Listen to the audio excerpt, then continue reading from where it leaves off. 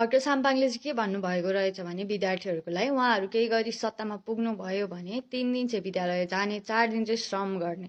श्रम भनेको खालि सधैँभरि कुटो कोदालो बोक्ने, त्यो मेहनत गर्ने मात्र होइन। श्रम भनेको म एउटा आइटी स्टुडेन्ट हो होइन।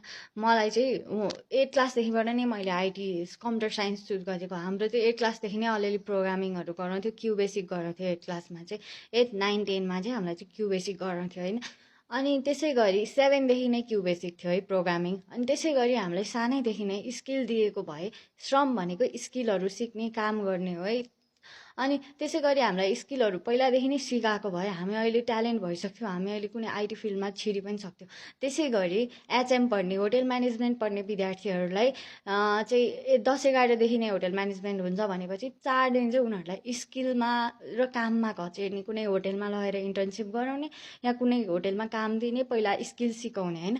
अनि त्यति मात्र नभएर अरू अरू धेरै फिल्डहरूको, टेक्नोलोजीहरूको फिल्डहरूको, फाइनेन्स फिल्डहरूको मान्छेहरूलाई त्यसै गरी स्किल दिने। यो चाहिँ एउटा एकदमै राम्रो चाहिँ सोचाइ हो है मेरो विचारमा। सबै कुरामा चाहिँ यो एउटा विद्यार्थीलाई सानैदेखि स्किल दिन थाल्यो भने, सानैदेखि श्रममा लगाउन थाल्यो भने देशको मुहार परिवर्तन हुन्छ।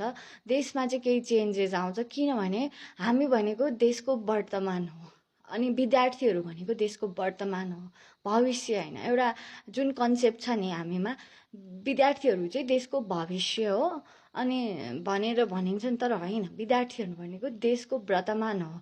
अब हुन्छ नि कुनै विद्यार्थीहरूलाई खेलकुदमा एकदमै इन्ट्रेस्ट लागेको हुन्छ, तर पछि 12 दिन बित्तिकै विदेश जानुपर्ने हुन्छ। उनीहरू चाहिँ एकदमै राम्रो खेलाडी हुन्छ होइन। अनि देशबाट एउटा होनहार खेलाडी कुनै अर्को देशमा गएर उनीहरूले भाँडा माझ्नु परिरहेको छ, आफ्नो मन नहुँदा नहुँदै पनि।